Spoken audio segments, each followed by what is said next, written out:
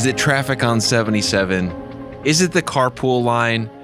Is it that post that just, there's something about it that drives you crazy? Today on Life Talks, we're just going to have a fun episode on things that drive you crazy right now. And if we're going to do this, if we're going to do this correctly, by the way, this a special extended version because I've got issues. I've got a list. I mean, this could be called the Rantathon by Dan. You know, every once in a while we just want to have these fun episodes, and not that we're trying to be negative, but I think there are things that happen in life, Dan, for you and I that we just say, we want to be able to address this in some way and at some level. Yeah, and you know, this is a very spontaneous episode. We had something go a little right this morning, so he said, "Let's do a fun episode." And because I know Dan is always willing to let us know. Oh yeah, trust me though. Trust me. If you gave me a couple of days to think about this, I would have a list. I have a feeling this is going to be a reoccurring. Yeah, this can be a bit once a month. Yeah, once a month. What ticked Dan off this month? So what's driving you crazy right now? We'd love to hear from you at lifetalks@lifecharlotte.com. You know, just wait, are we reading other people's stuff? What's driving them crazy? I do think it'd be fun to hear what other people drives them crazy. But anyways, I think we should just go back and forth on things that drive us crazy. Yeah, because for me, it's the little things that drive me crazy. Okay. I mean, I don't know about you, but I mean, I can be having a perfectly good day, and one little thing, and then it just becomes like the biggest deal. That's funny. All right, so Dan, right now, what's driving you crazy? Apart from traffic, you know what drives me crazy, Ben? What? He just Gum. really turned alive. Gum. You need to watch this on YouTube, everybody. Gum is the dumbest invention ever. I agree. Yes, and I'm so with you. And particularly people who crack their gum. Honestly, yeah. the closest I've ever come to murder in my entire life has been sitting on airplanes with and it's usually, I'm sorry, ladies, but it's usually a female. And they're just smacking the gum? No, not smacking. I can deal with smacking. It's the cracking and popping. They do it at the back of their jaws. And they crack. Are you aware that everybody at 30,000 feet can hear you right now? Or do you think you're the only person in the world? If I sat across from you at a fancy restaurant and absolutely masticated my food like a barbarian, you would be upset. Yet you think you can click your gum behind me in the seat for 2 hours in a closed cylindrical tube, and I'm going to be okay with it? Okay, see? I just feel so much better. Welcome to Therapy with Dan. We need to buy Dan some noise-canceling headphones. No. Again, cheaper than therapy. So One of my favorite people in the world was my assistant. She was my assistant for 17 years. But I always knew when I had ticked her off because she was in the office next to me, and she would get out gum, and she would start cracking it. She could crack it. And so I'd have to say, "What did I do? Why are you mad at me?" Little passive aggressive. So people who are not considerate on the noises they make with gum. Yeah, because, I mean, you're a public speaker. Have you ever watched somebody on TV and there's a choir or a group behind them, and you got some Holstein, back there chewing their cud.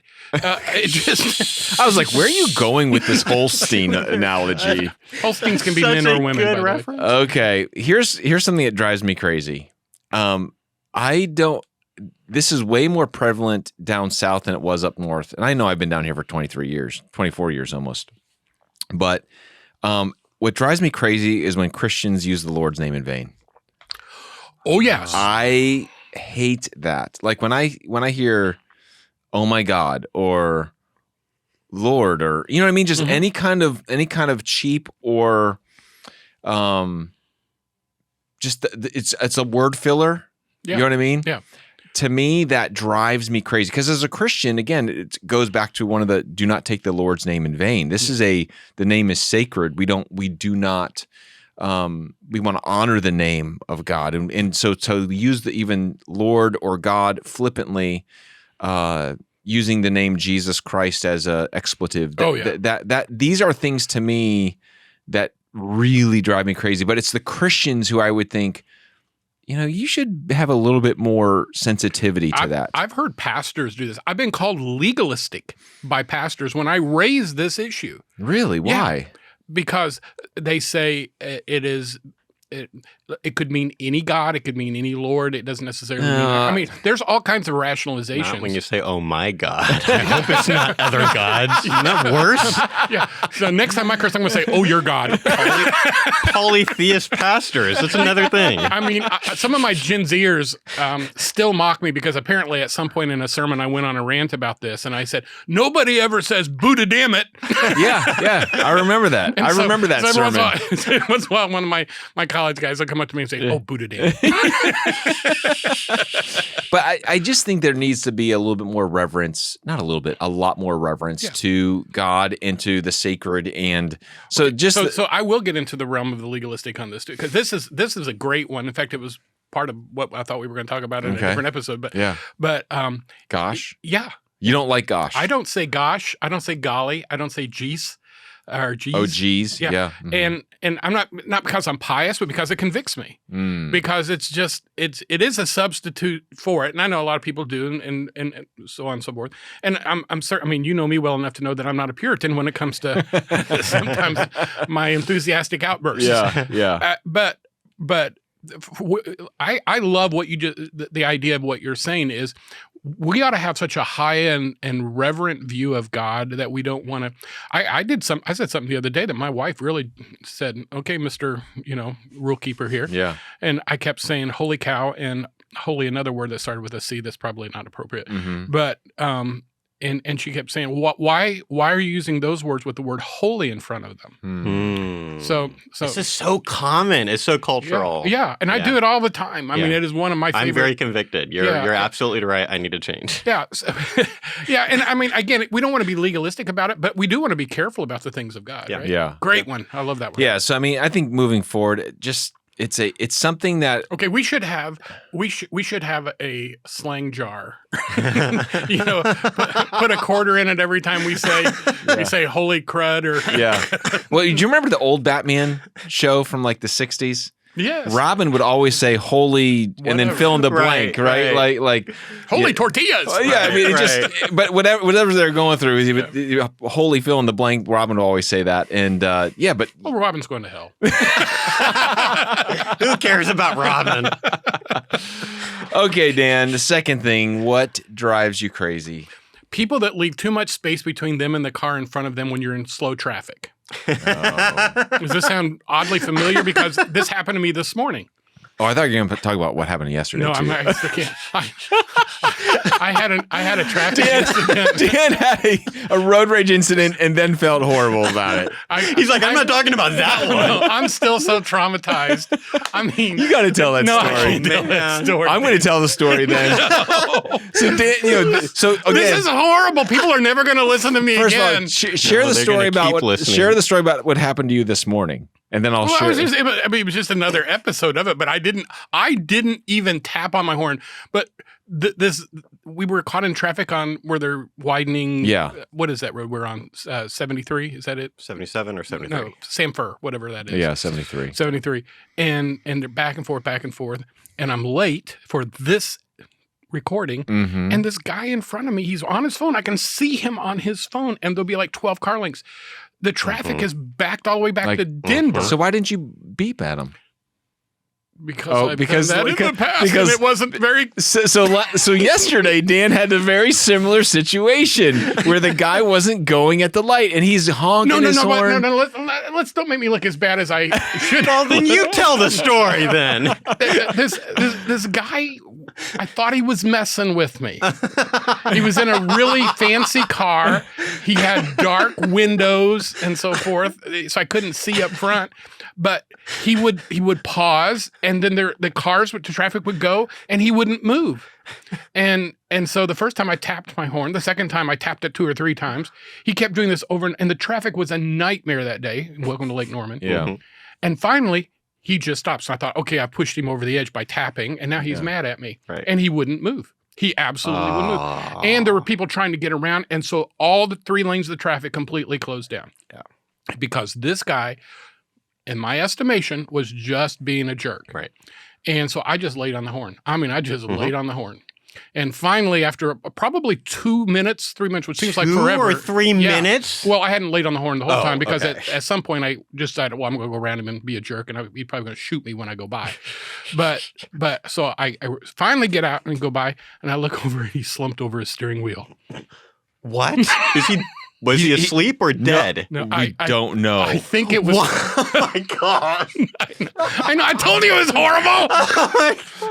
So Dan was beeping at a guy who needed trauma help. I think he probably was. I mean, I have. He's passed out or I something. would have done the same thing, though. I'm diabetic. I understand because when your sugar goes, and that's why he probably was responding slower and slower and slower until he just passed out. Oh, so I'm pretty sure it was a diabetic reaction. Yeah, but that would be so hard for you to tell. I have.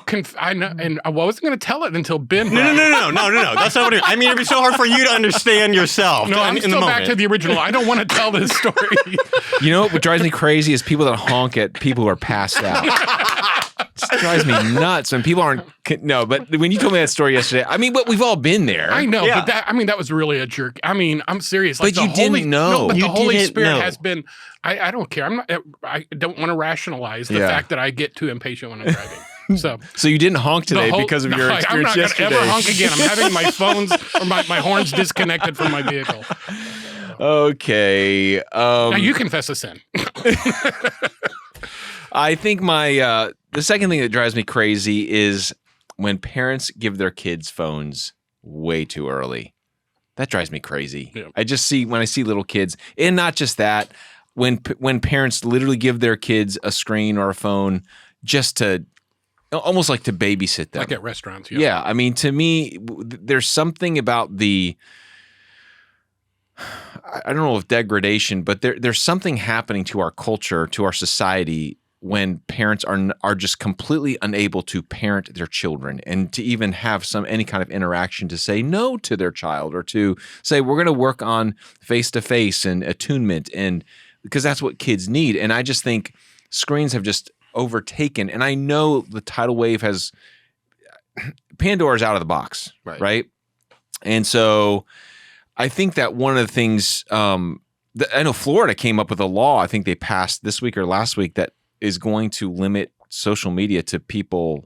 You have to be 16 in order to get social media, which I think is a phenomenal idea. Yeah, and totally unenforceable. Yeah. But they won't. It won't be enforceable, and it won't be able to stand up in a court. I don't think it will. No. But I like that idea. I just wish that it's what the parents should be doing. I wish parents were more like that. I wish parents were more involved in their children's technology choices, because I think that is incredibly needed today. So that's what drives me crazy. Question: how do you feel about this scenario? A parent who, and let's just not do this. It's a hypothetical. So one of the reasons that we got our younger kids' phones was because we really liked the idea that kind of parents right now are in this place where they so over helicopter their kids and they're not allowed to go anywhere. Yeah. And so we want our kids to be able to like go around the neighborhood, go to the hiking trail and play Pokemon Go and stuff like that, but then know where they are, but then still have like limits and stuff on what they do. How do you feel about things like that? Yeah, I think there are some ways around it. I mean, I think if you're going to give them a device, get a device that has completely locked down, no internet. You know what I mean? The only thing they can do is call mom and dad and text mom and dad. Gotcha. Yeah. I'm okay with that. What I don't like is the unfettered. But I still with that, you still have to be careful. Yes. You know what I mean? Yes, of course. But I think a device that just helps you communicate with mom and dad, no problem with that. I think it just gets into, I want apps and I want I want social media, and just before they're ready. Yeah. And again, we've talked about this a million times. I wish Christian parents that had any kind of standards would say, we're not going to be like the world. We're not going to be like the culture. Right. And unfortunately, they just buckle and have no standards. And that drives me crazy. So anyways. My turn? You have, yes. I think we can get through one more round. Oh, this will be, I don't like people who park their cart in the middle of the aisle at Walmart while they're shopping and you can't get around them. Is that one too petty? I mean, that's pretty frustrating. That's pretty annoying. Oblivious shopping, where people are, or like they're having a conversation, with somebody, and there's 5 carts behind them. Yeah. I don't know. When I go shopping, I'm not going fishing. When I go fishing, I expect to be there all day long, and it's really not about. That's why they call it fishing, not catching. Yeah. Right. Yeah. So but when I go fishing, I'm hunting. I want to go shoot whatever I get, put it in my basket, take it home. I'm done. Yeah. So that's really petty. But then again, I can be petty because I honk at people who are passed out in their cars unknowingly. Well, I think it's not just people that park their car in the middle of the aisle. It's the people that when you go up there, it's kind of like they're not aware of anything around. It's a lack of self-awareness because you see it in the airport too. Like in the airport, you're trying to get to your gate. Yeah. And really, I mean, a lot of times you don't have a lot of time the way they run airlines today. Yeah. And you got these people that are standing there in the middle, or they're going, they're from Europe, and so they're walking one way on the wrong side, which I get really irritated at until I go to Europe or Africa or other places where you're going against the flow. But yeah, I guess if that's the biggest irritation I have. Ben, what I heard you saying was there's not only this like lack of self-awareness problem, there's also, I think, sometimes people just don't care that they are having a negative effect on the people around them. Like that is just literally something that is not. Yeah, and I think that says something again about our society. It's almost like there's no courtesy. Like when you think about courtesy. Yeah. Like what's common courtesy is not so common anymore. If somebody opens the door for you, just simply say thank you, or nod, or smile. Yes, yeah. I mean, or even going to the grocery store. If there's, there was one time I'm 6'3", so like sometimes there will be a little old lady like, "Can you reach that for me?" And I like absolutely, you know what I mean? No problem. Love that. But to me, there's just no kind of conscientiousness for that kind of thing. You need to wave if I let you in front of me in the car. Waving. Or do the, the tube hazard thing, which is now thank you. Yeah, I think waving is... Whoa. This is kind of a new way. Sometimes people don't wave. They will just do their hazards long enough for it to go twice. Just thank you. That is I learned something. That is a growing trend right now. I've seen it a few times, and now I'm starting to do it too. I'll do both. So the last thing that drives me crazy. Oh, we got plenty of time. We got more than one. I think we should end it on something that brings us joy. I think that we should end something. Shut up. Oh man, you are so healthy, Ben. So I think the other thing that drives me crazy is when I go to the airport and the TSA.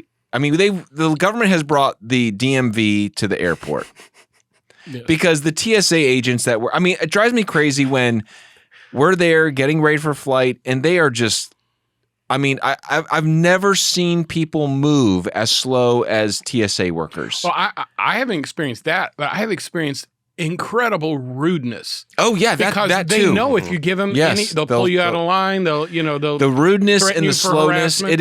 It is.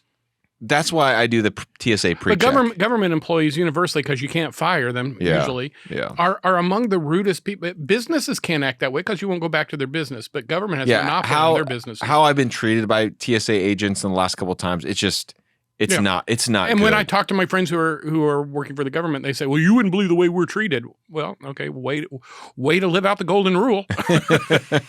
So, anyways, that's one of my. Again, I honk at people that are passed out in their car. Right. See, I am never going to get over this. I have one of those consciences that I'm serious. The last thought I have when I'm passing into eternity is going to be, man, I wished I hadn't honked at that. I almost feels like we should talk about this. Like, how many Christians have a conscience that is too, like, this is in the New Testament. When Paul's writing about the group that's like, they don't want to eat meat, sacrifice to idols, and it's like, okay, don't mess with their conscience, but like there's not an indication that like their conscience is right. Yeah. It's like even if their conscience is not pointed due north, then don't offend them. I feel like this, like I don't want you to be feeling so bad about this. I am just because I get you. Josh, just it's too long. It would be too long to unwind that. I give up. People think I'm hard on other people. I'm not. I'm hard on myself. Yeah. Okay, so Dan, what do you have joy in this morning? No, hold it. Because I had another one. Do one more and then do the joy one. The one is people who forward things that are absurd or are false on their social media. The QAnon stuff, conspiracy theories. Everything, conspiracy theories, or the ones that really get me is like, there's these ones that just rotate through Facebook. Somebody has a camper that's worth $400,000 on their lot, and it got scratched, so we're going to give it away if you like this and pass it on or something. And then people put $400,000. No, I'm serious, and they'll put just in case it's true. So they know, Right, but they're going to take that one, it just drives me nuts. Drives you really nuts, bad. yeah. I'm a little tired around. I mean, spam is bad enough from the corporations. Right. We don't need spam from people. We need people-driven spam. That's not good. All right. But regular spam, you like. I like it with Velveeta cheese, Yeah, I mean, fried, and mayonnaise. No. Yes. No. See, right behind Vienna sausage sandwiches are spam sandwiches Stuff in my book. posing as If you meat. remember from a previous episode. I can't think of anything else that's driving me crazy right now. Good night. Well, what's giving you joy? Well, we're going to give joy now. I've got my joy. I'll tell you what. Do you want to go first? You go first. What gives me joy is knowing that you and I did a question and answer time at our youth group, Student Life, last Sunday, and we had to talk about some really difficult issues about sexuality, dating, relationships, and man, it was just. I was so encouraged by the students that were there that asked the hard questions. I was really encouraged by Trey, our youth pastor, who's having the dialogue with them, giving them some incredible biblical truth. Yeah. Dan had some amazing answers. Are there recordings of this anyway? There are, I think. Oh, we need to point people to this. And no, it was just a really good night. And I'm thankful that we have a church and we have a student life minister, and it was just a really encouraging thing to see. That's really cool. 150 kids there, and it's ironic that that's what you mentioned because mine's right along that. I get huge joy from the young people. Yeah, whether it's teenagers, Gen Zers. Tuesday I had lunch with 5 Pepperdine students, and it was just an awesome 90 minutes, just being able to pick their brains, listen to them. I hate this. And millennials, sorry for all you millennials out there, but millennials created a wall between boomers and the younger generation that Gen Z has no interest in. But, the whole hey boomer thing or what a boomer. And the whole, you're a millennial thing, that needs to really go. Yeah. It's not helpful. It's not productive. If you're my generation, you need to spend time with some Gen Z, some teenagers, get to know them, listen to them. They care. They matter. Yes. They're overwhelmed by what our culture has done to them, and we're partially responsible for that. Yes. And they want to hear from us. Yeah. If you don't treat them like a jerk, they won't treat you back like a jerk. Yep. It's amazing how that works. Yep, totally. But I get a huge amount of joy every time I spend time with somebody who's under the age of like 25. Yeah. That's good. All right. See, we ended on a positive great. note. I just want to end on a positive note. That's all I wanted to do. I don't always honk at people who are passed out. But when he does. But when I do, I make a total fool of myself. Oh man! So please pray for Dan. Pray for Dan. Pray for Dan to release himself from all the self-condemnation that he feels right now. But if you ever pass out, just know that Dan would be so mad at you. Just hope that Dan's not behind you. I will. No, you can pass out, and I will never honk at you. We will stay there for months. No, from now on, if you're in front of Dan and you just miss the green light for a second, he's going to be running up. Are you okay? Are you okay? Do you need mouth to mouth? It's like, get away from me. That's how he's going to get shot. Oh, okay. Well, you know what? Things drive us crazy all the time, but it's good to know there's also things that bring us joy. I hope that this has been just a fun episode to listen to what's really on Dan and my heart. So thanks again for joining us on Life Talks. We'll talk to you next time.